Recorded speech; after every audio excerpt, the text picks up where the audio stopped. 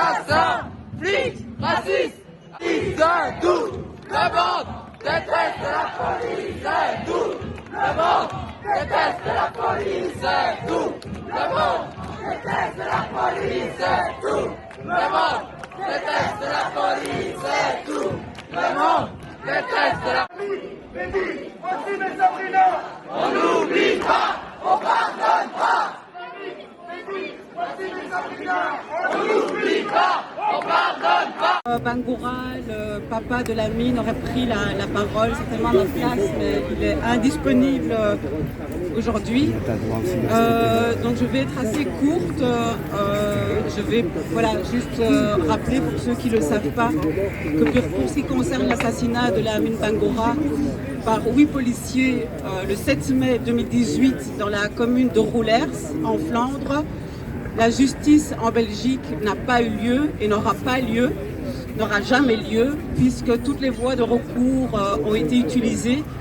La famille est allée n'a pu aller jusqu'aux chambres d'instruction, c'est-à-dire la chambre du conseil et la chambre en appel, la chambre des mises en accusation. Et à 2 reprises, au niveau de ces cours d'instruction, il a été considéré qu'il n'y avait pas assez de motifs pour inculper les policiers, ce qui signifie non-lieu, ce qui signifie blanchiment, ce qui signifie impunité. Aujourd'hui, la famille fait appel au niveau européen, donc se saisit la Cour européenne de justice. Elle a introduit une requête avec leur avocat.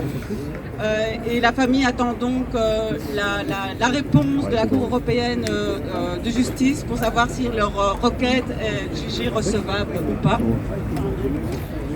Et enfin, pour ce qui concerne l'affaire, pour rester tout à fait factuel, vous n'êtes sans doute pas sans savoir que le corps de Lamine Bangoura est resté à la morgue pendant plus de 3 ans après sa mort, et qu'il a fallu une lutte acharnée de la part du comité Justice pour Lamine, de la famille bien sûr, des soutiens proches du comité tels que Cité 24, d'autres soutiens agissant totalement dans l'infrapolitique, comme on dit, pour que le corps de Lamine puisse enfin être enterré. Il a été enterré en décembre 2021. Maintenant, je voudrais dire ici que la question de la lutte contre les violences racistes policières, elle ne se passe pas dans la rue. En réalité, elle ne se passe pas dans la rue. Elle se passe au quotidien, aux côtés des familles. Et elle est très, très, très, très concrète. Et donc, je pose ici, avec l'Assemblée autour de nous, la question de l'utilité des soutiens, sachant que cette lutte, elle exige d'énormes moyens financiers par rapport aux frais judiciaires qui sont énormes et qui enfoncent les familles dans des cercles vicieux d'endettement. C'est une question ici que j'adresse au soutien, en soulevant le fait que ce soutien-là est véritablement ce dont manquent cruellement les familles qui se retrouvent du jour au lendemain sujettes à de telles violences policières, racistes, meurtrières. Ce qui ne signifie pas qu'au quotidien il n'y a pas du racisme, parce que je pense que ça aussi, il faut rajouter au slogan personne n'aime la police. La question du racisme est bien plus centrale que de savoir si on aime la police ou si on n'aime pas la police. Deuxièmement, il y a des organismes qui ont en charge la question de l'égalité des chances et du racisme, de la lutte contre le racisme. La question, c'est que font ces organisations? Pour ce qui est de l'UNIA, Institut fédéral pour la l'égalité des chances, sachez que l'UNIA a refusé de se constituer partie civile, considérant qu'il n'y avait pas de motif raciste assez convaincant dans le meurtre de Lamine Bangoura. Ils ont besoin de coups. Je le répète, ce n'est pas dans la rue qu'on est un soutien. Il faut soutenir quotidiennement les familles et il faut utiliser le moyen de pression qu'on représente en tant que citoyen et interpeller directement ces institutions. Dans la rue, elles ne nous écouteront pas. Il faut utiliser les moyens dont on dispose en tant que citoyen et ça, c'est quotidien. Intervenir financièrement, ce n'est pas dans la rue non plus, c'est en allant chercher les comptes en banque. Ils sont sur les pages des comités d'aide aux familles. C'est ça qu'il faut faire aujourd'hui. Troisièmement, il faut que la question du racisme soit au centre des agendas politiques. Et que ce ne soit pas la dernière question qui nous intéresse. De la part du comité Lamine, je remercie ici les personnes d'être venues et nous espérons que le soutien sera d'autant plus conséquent pour ce qui concerne le comité Lamine, mais bien sûr aussi les autres comités. Et pour ce qui est des autres comités, le comité Ibrahima, le comité Mehdi, je tiens à leur dire ici, en face, qu'on aimerait que davantage de collaboration entre nous puisse se faire.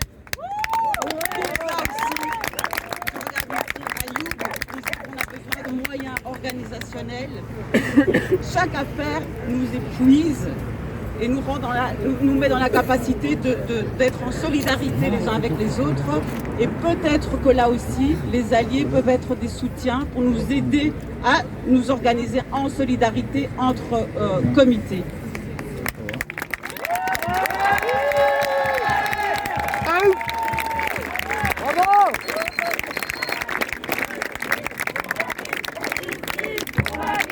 Justice pour la vie! Justice pour la vie! Justice pour la vie! Justice pour la vie! Justice pour la vie! Le jour où Ibrahima a été tué, ont pris l'engagement solennel de mener leur mission de protection de personnes et d'apporter assistance à toute personne en danger. Comme le confière l'article 14 de la loi du 5 août 1992 sur la fonction de police de cette même loi, le mot protection est cité 58 fois. Le mot assistance est cité 39 fois. Si nul...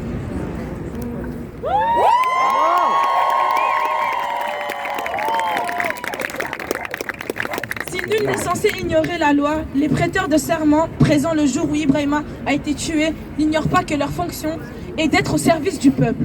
Nous ne l'ignorons pas. Et un an plus tard, alors que nous luttons pour connaître la vérité sur les circonstances de la mort de mon frère, ce même mur s'est érigé devant la famille de Mehdi, devant celle de Lamine et devant d'autres familles victimes de ce système policier. Parce que la justice est construite de telle sorte que la place de nos frères est supposée être du côté des coupables et non des victimes.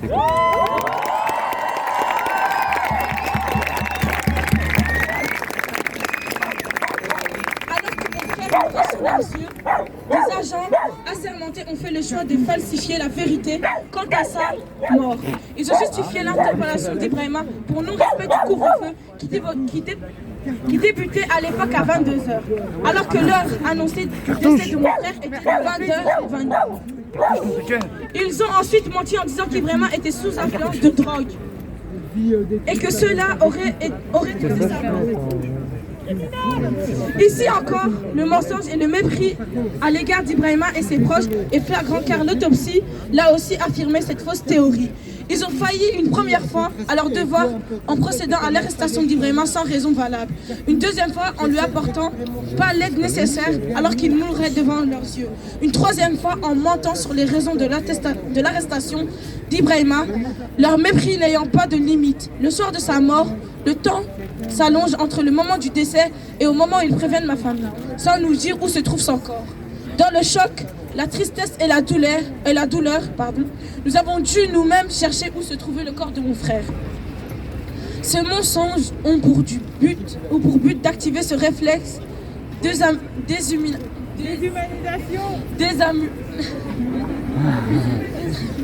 On a compris. Déshumanisation. De se questionner sur ce qu'Ibrahima aurait bien pu faire pour mériter ce sort? À essayer de chercher la faute dans le comportement de la victime. Mais la réelle question, nous exigeons une réponse. Et celle-ci, qu'ont fait les responsables de la mort d'Ibrahima?